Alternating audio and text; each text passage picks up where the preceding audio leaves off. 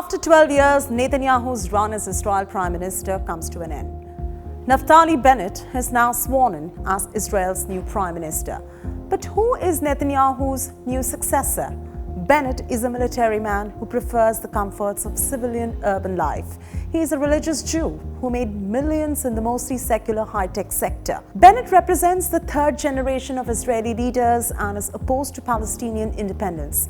He is a former ally of Benjamin Netanyahu, who has partnered with centrist and left-wing parties to end his 12-year rule. His ultra-nationalist Yamina party won just 7 seats in the 120-member Knesset in the March elections, which is the 4th such vote in 2 years.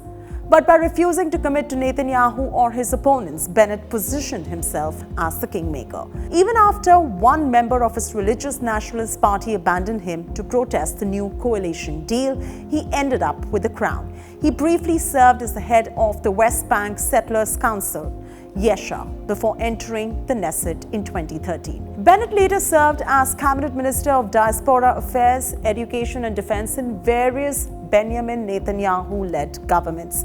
Bennett is described as a right-wing leader, a security hardliner, but at the same time, very pragmatic. Bennett served as Netanyahu's chief of staff for 2 years, but they parted ways after a mysterious falling out of the Israeli media linked to Netanyahu's wife Sarah, who wields great influence over her husband's inner circle.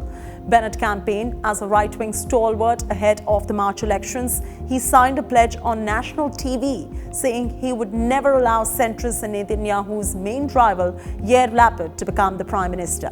But when it became clear Netanyahu was unable to form a ruling coalition, Bennett agreed to serve as the prime minister for 2 years before handing the power to Lapid. Benjamin Netanyahu's supporters have branded Bennett a traitor, saying that he defrauded the voters. Bennett has defended this decision and said his move aimed at unifying the country and avoiding the 5th round of elections.